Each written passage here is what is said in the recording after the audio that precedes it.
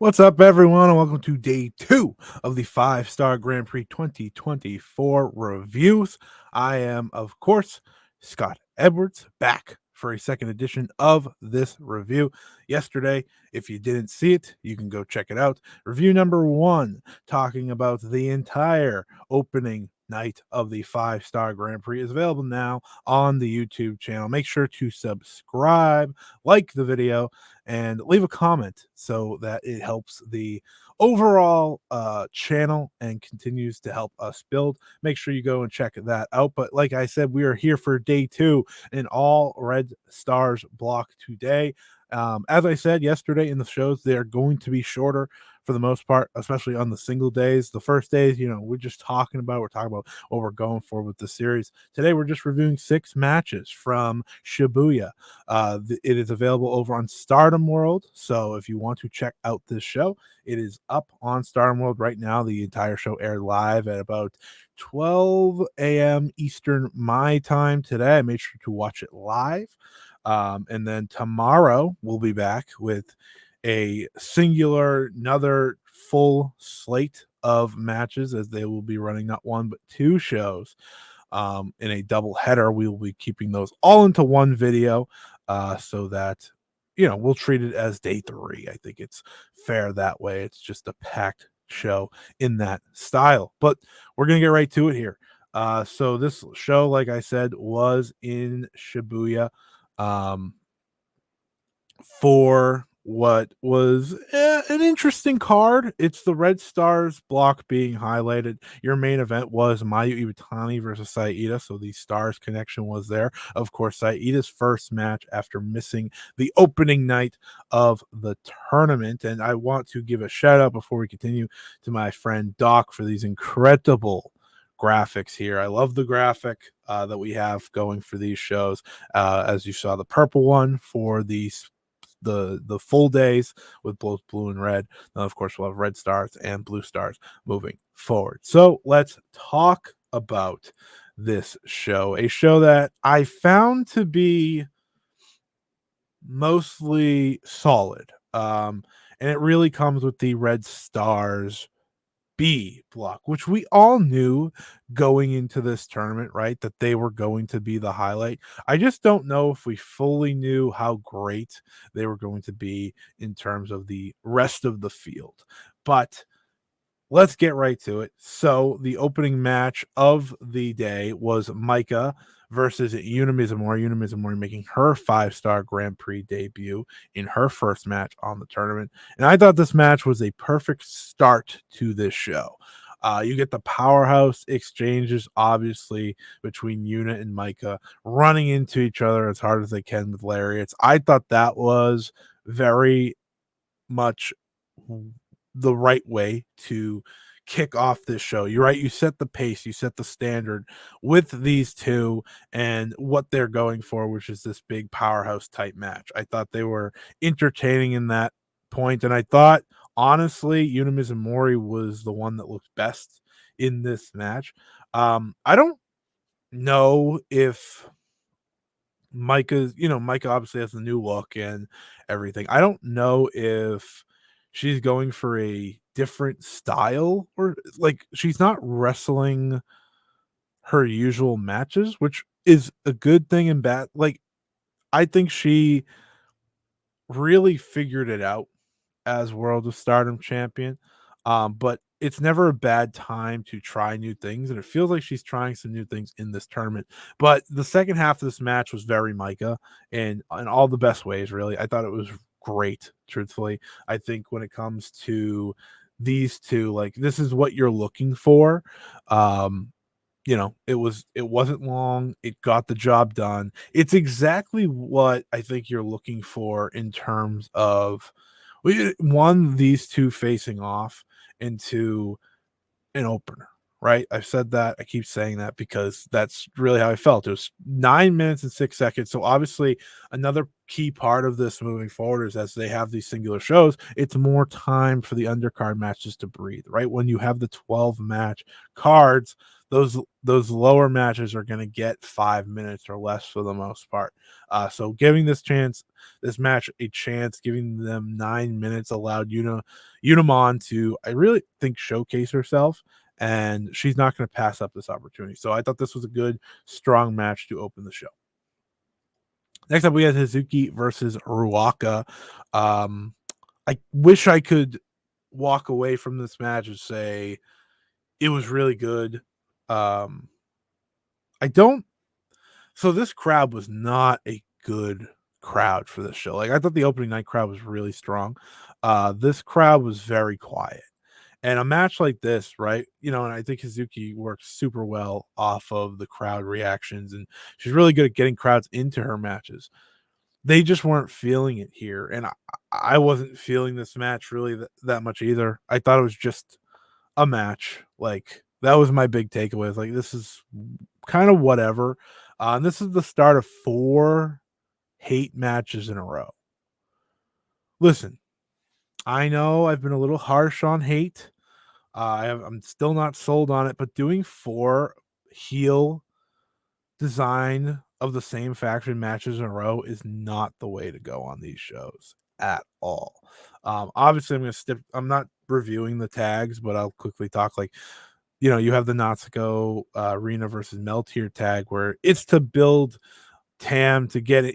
She's becoming the underdog, and she's now lost 2 straight nights. Like that's fine, I get it, but you should have just opened the show with that, because doing 4 straight hate matches, it's hard, I think, to really get into it when they're doing the same thing. There was 4, so with 4 straight hate matches, there was 4 straight matches of throwing wrestlers into the chairs at ringside. And, it's just like the repetitive nature. You don't do that. Like, you don't do the same thing 2 times in a row for the most part, let alone 4. And this was the start of it. So it obviously didn't affect it as much, but I just thought this match lacked enthusiasm, lacked excitement. The best thing I could say is Hazuki won, and that's all that mattered. Um, Ruaka goes to 0-2. Hazuki goes to 4 points. So Hazuki starting off strong in the Red Stars block. Then we have Manami and Konami. Um, I thought out of the tournament matches, this was the weakest on the night. I don't think they meshed per se. I don't think there was a lot to grasp at. Again, a lot of heel work as you'd expect from Konami. But it didn't have the dynamic that of the big babyface comeback of Manami that maybe would have brought this match up. I think, it's funny. I think Konami and Ruaka had a better match against each other on night 1, and I think Hazuki and Manami definitely had a better match against each other on night 2 than all the collective performances the following night here. This match, like I said, with the crowd, needs a crowd for this, right? Because there's a lot of heat, there's a lot of heel work, but the heat isn't there necessarily. The crowd isn't as interested and as excited as you want them to be for the big Manami comeback or the big Manami upset, which ultimately was the result of this match. Manami got the upset win.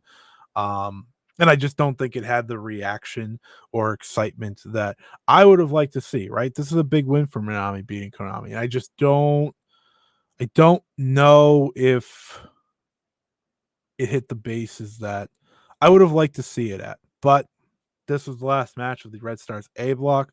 We really kick it into gear after this match. So let's get to it. Next up, we had Tomoka Inaba versus Momo Watanabe. Now, this match really brought us up, right? The quality just went up. And yes, this is the last of the 4 hate matches in a row. But as Momo Watanabe does, I think she's the best of the group at wrestling the hate match, like the hate style, the heel style, while putting on a very exciting clinic. And this was a clinic indeed. These two kicked the hell out of each other. Tomoka is just amazing. Like she gets it. She does. Like she has an I don't want to use the word aura. We always use it, but she has an understanding of who she is in the ring, and she carries herself like that. And when you watch her face someone like a Momo Watanabe, we're gonna trade kicks and we're gonna trade big strikes. You're locked in, you're engaged, and that's how I felt during this match. This match really was the one that re-engaged me into this show. I think like if this was a bigger match and a bigger card, it could have been even better. Um, you got to take that into consideration. Like some places, some performances, they're not going to be, I think, as strong as say they're not going to be as great as you'd like to see them. And when I say that, I mean like the performance of the match itself isn't going to be as high as say if this was in Cork and Hall. Had this match been in Cork and Hall between these two, I think we're having a different conversation. Um, like I think the crowd's obviously elevated for every strike and every moment, and I think that would have brought the match up. That being said, the finish of this match was great. Tomoka hits a Michinoku driver and then follows up with her running stop kick. I don't know what she calls it, but she bounces off the ropes, stops, kicks Momo in the chest, and gets the win. It was a great upset because obviously it's an upset. But Tomoka's now, undefeated. She's 1-0-1, 3 points in the tournament. I like it. I really do. Like, I think Tomoka is a serious threat that if Stardom can court her and Azusa, bring them in, and make them a key part of this company, it's really beneficial. Because Tomoka's awesome, Azusa's awesome, and it's really showing here in Stardom. So this match was really, really good. Um, and it only got better from here. Next up, we had Azumi versus Mei Seira, Neo Genesis colliding. I completely forgot for some reason, like they were in the same faction. Maybe because there wasn't like, you didn't have the big videos or anything for the entrances. So like out of sight, out of mind type thing. And then like as they're shaking hands, I'm like, oh right, like they're in the same group. The two best high speed wrestlers are in the same group. This was really, really, really good. I think the only thing that holds it back is I don't. There's something really funny about the high speed champion going to time limit draws. I don't know why. It's like obviously the 15-minute time limit is the limit on the high speed title. We saw it with Suzuki and Mei Seira earlier this year, but it's just really funny. Like the wrestlers that wrestle the high speed style, especially Mei Seira, can't get the job done in a short amount of time. It's high speed, yet can't get it done. And going to a draw with Azumi is obviously huge for Mei Seira because I think it's perfectly acceptable to agree that Azumi is presented at a higher level than Mei Seira. But this match, I think constructively, like you had you it was constructed weirdly, but the second half was so good that it really brought it to be easily the second best match of the night, I thought. Um, and I say that because they do the outside the stuff and they're teasing the count on. I'm like, no, no, don't do the count on. They get in at like 17, right at the same time, and then they do the high speed, like as my good friend Dylan called it, the Obi-Wan Anakin thing where they're trading shots and running side by side. I thought that was entertaining. Then it really kicked into gear there. I thought the final 5 minutes though were awesome. It really was. It was high speed. It was exchanging pinfalls. It was teasing the upsets many times, right? Doing the high speed stuff. We had Azumi Sushis. We had Mei Seira's roll through pin, both kicked out of. We both reversed multiple times. Mei Seira hits the big drop kick in the middle of the ring. She tries for her finish, can't get it done. Azumi at the buzzer hits the destroyer and the bell rings as the destroyer is getting hit, which would have been a win for her most likely. I thought that was a great little play on. It's like Azumi needed a little more time, but it wasn't enough. So this match was really, really, really good. Um, I think Mei Seira's off to a great start between this match and the Inaba match. I think Azumi's off to a great start between this match and the Momo match.